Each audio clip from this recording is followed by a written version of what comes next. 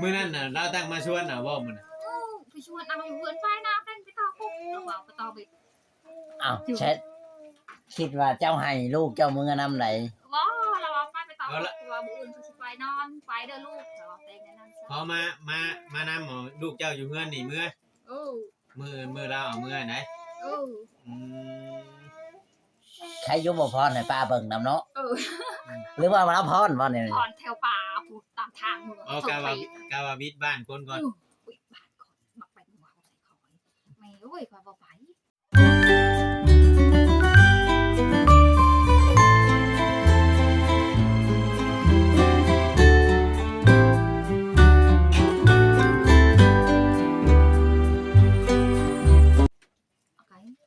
พัวนางหลอกไปฮันให้ถือส่งถือไปฉันถึกลึกน้องถึงพรเราไว้หยอกผู้สาวนี่ผู้สาวบ้านใดวะผู้สาวบ้านน้อยบอกเป็นว่าผู้จักพูดบ้านน้อยว่างบ้านชามลังมันบอกหยอกผู้สาวอีกจุดเราบอกโอ้ยถูกบอกยันเขาหายโอ้ยเขาบ้าเลยเอาชาดกจะเห็นประชังเด้คนกินเหล้าเขาบอกนั้นจะเพราะเรายังกล้าหยอกป้าขนาดอีกเท่าเลยพอแล้วเขาแต่เขียวเด้เขาเว้าเนาะเขาแต่เขียวเอววัยรุ่นคือเขาเว้าดีเด้เขาเว้าพูดอันนี้ลี่ดอกไปลูกเขาเว้าพูดเราไปเราจักดอกมันใหญ่เลยเนาะเราจักจำเขาใครแน่โอ้ยมันใหญ่นั่นจนเอาน้องไปใครแน่ตอนตะกี้นะที่เราเอาน้องเจ้านี่เจ้าได้ผัวแล้วบ่หรือว่ายังเจ้านั่นแหละตะกี้เคยมีผัวแล้วโอ้ถ้าบ่มีผัวนี่แล้วสิยอกเอ้ยเพิ่นแล้วนอนหลายผัวเขาคิดว่าเอาเนาะจะฮู้ไหนๆบ่เอาจะห้อยผู้บ่าวว่าหยอกผู้บ่าวได้ขอให้เขาจักไปเฮิงเลยเขาเอาน้องเขาเรามา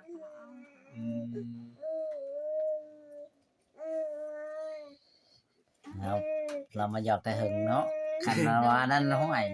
หยอกฮอดป้าคุมื้อนี่ยังกล้าหยอกป้าเนาะบ่ธรรมดาบ่พูนใส่ลาวในลาวหายเด้อบ่บ่พูนที่เฮานี่เด้นี่แหละให้จังไอ้เกินคนแบบซั่นสิให้เป็นฉันเราสูบยาหัวว้าวโอ้ยเจ้าบ่ได้ขอสูบน้ำลาวบ่เห็นว่าขอสูบกอกยาเราเนาะเพราะเราก็มักสูบยาตลอดอยู่ได้เกินกิโตคือกันชาวพรวิไลกาฮอดเปิดมุงป้าเข้าไปนำโอ้ยตั้งโหดดีเราเจ้าเคยเห็นไผจักเทื่ออยู่บ่แบบนี้เห็นหน้าก็เห็นอันนี้แล้วครั้งแรกเลยข้าเปิดมุงป้าคอยบ่ได้โอ้ยกับเราคอยอยู่โชว์ที่ขอโอ้ยเขานอนหนำหลาวคันเจ้าอ้อยนี่แล้วนอนรถเจ้าเบิ่งชงนะบ่เจ้าเบิ่งชงลาวนะชงลาวนี่เข้ามาผู้หญิงอ้อยนี่แม่นเรียบร้อยรถแล้วขอให้บอกเขาแบบอยู่ไปพออยู่นี่แหละไปบอกตามที่ว่าทางไอ้พรไม่ได้เล่ามานี่แบบว่าคำว่าผู้หญิงแบบมักหยอกให้เกินนี่แม่นเรียบร้อยแล้วนะนี่บ่จอยเจ้าบ่ซัวบ่แม่นเนาะบ่แม่นเจ้าบ่ได้ตัวเว้าเรื่องจริงให้ฟังอยู่เนาะตัวดอกขอไปอยู่โซยผู้ใดบอกคำว่าโอ้ยได้ขออยู่ที่คอยนี่แหละอยู่ตามเพลงเฮาเนาะอยู่ตามเพลงเขาให้แม่นเขาชูเอกับผู้ชายก็บ่ได้ไว้เด้อถ้าเราเอาเองกับผู้ชายแล้วได้ผัวได้ปานคำผู้ชายกับคำบ่มีลูกมีเมียใครแน่เนาะเราได้ที่คนหยอกแกบ้านเขาว่ามักบอกโอ้ยเขาสิมักเขาถามเจ้าอีกเขาถามพอที่บ้านนั้นบ้านมาชาวแดงเขาว่าโอ้ยใครสิไปเอาเจ้ากินเหล้าบ่มาสเต็กถามว่าจะมักคอยรถจะมักมาก่อนเขาว่าบ่แล้วมักนอกเขาลูกลายคันเจ้าตอบรับในว่ามักนี่เขามารถแล้วเนาะสมมุติว่าเจ้าเอาผัวนี่เจ้าก็เขาก็สิมาอยู่เฮือนนี่หลังนี่บ่อยู่ไร่บ่อยู่ได้บ่ได้ถูกยันว่าผิดผีผิดหยังนำเฮือนนี่บ่ผิดมีแต่อ้ายจะถือบ่แต่เราบ่ได้ถือหยังเพราะว่าเรามาอยู่แบบนี้ก็อาศัยซื่อๆนะมันสิอยู่อาศัยของอ้ายเนาะแม่นของอ้ายของน้องคั่นแน่เนาะมาอยู่อาศัยของอ้ายของน้องจักเขาบ่ได้ถือพี่ขออยู่ซื่อๆผู้หญิงน่ะบ่ได้ถือบ่ผู้ชายถือโดยพี่น้องเอ้ยเนาะอีกประมาณนี้แหละจ้ะเนาะบ่จอยเนาะแม่นให้เราข อมลูกแล้วนอนก็ยังบ่ได้นอนอื่นๆอยู่นะมันนั่นยังบ่ได้นอนเราพาแต่หน้ามาแต่หน้าแหละลูกนอนน่ะสิไปตัดละพวกมาเฮ็ดทั่วสวนบัดนี้เนาะ โดย สิไปตัดอีก ชิปตัดเองหนูเฮ็ดให้มันไหลออกที่ปลูกกัด เจ้าต้องเฮ็ดดุต้องเฮ็ดขยันเนาะ ต้องขยัน เฮ็ดดุเฮ็ดขยันให้ FC เพิ่นเบิ่งให้ผู้ใหญ่เพิ่นเบิ่ง เถึงเพิ่นเห็นเพิ่นจะ อันนี้ ช่วยเหลือเจ้าก็มี เรื่องความไร่ความบ่ไร่นี่ มันขึ้นอยู่กับผู้รักผู้ใหญ่เพิ่นเบิ่ง กับบุญวาสนาเจ้านำอะไรก็ได้บ่แม่นดอก เฮ็ดละฮูราคาเฮ็ดไปพอได้กิน บ่แม่นว่าที่อันเฮานั่งอยู่ซื่อนอนอยู่ซื่อก็ไล่โลดมันบ่ไล่ได้เนาะ มันบ่ได้เด้สาวพรวิไลเอ้ยเฮาก็ต้อง ผักกาดผักเบิกพอได้กิน มันบ่คือกันได้บุญวาสนาของคน ได้แต่บุญเคยบุญมันหยังคือกันนั่นแหละคือบุญเขาได้ผัวดีก็ดีอันนี้บุญเจ้าได้ผัวบ่ดีก็บ่ดีคือกันนั่นแหล้วไผสิเว้าได้ เจ้าบ่ได้เห็นหยังคือกันนั่นแหละก็เบิ่งคอยเบิ่งไปนี่แหล้ว เจ้าก็พยายามว่างๆนะคำว่ากล้าว่าใจเจ้ามัก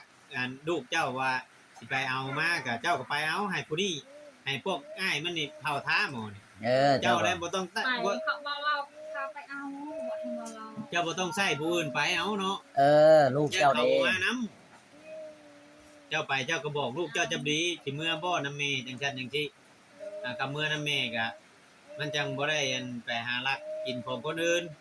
น้อยก็กินน้ำกันหลายก็กินน้ำกันบอกลูก เขา เนาะ มีคนหลายใครแน่นี่อายของเรามีประชาชนหลายเขาคอยไปได้กินข้าวเขาเอาใส่เรามาเรานี่ก็ได้ มาพี่น้องเนาะแต่สิประมาณนี้แหละผิดพลาดก็ต้องกราบขอโทษขออภัยนำในลายพี่น้องเนาะ แม่น แต่ว่าเบิ่งไปพี่น้องเนาะสบายดีก่อนนะสบายดีปะลุง ส ก่อน บายดีก่อน โดย เบิ่งไป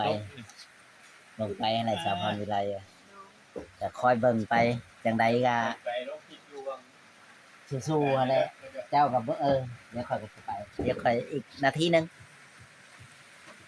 นี่แหละสื่อก็ไปสื่อว่าบุญวัฒนาจะมีเจ้าก็ได้ก็มีอันนี้ก็มันอยู่ที่บุญบ่แม่นว่าเฮามาถ่ายแล้วสิได้แล้วได้บ่ได้จะไปเว้าแบบนั้นในสมมุติเฮาก็อยากให้ได้อยู่แต่ว่ามันอยู่ที่บุญวัฒนากับเงินเพิ่น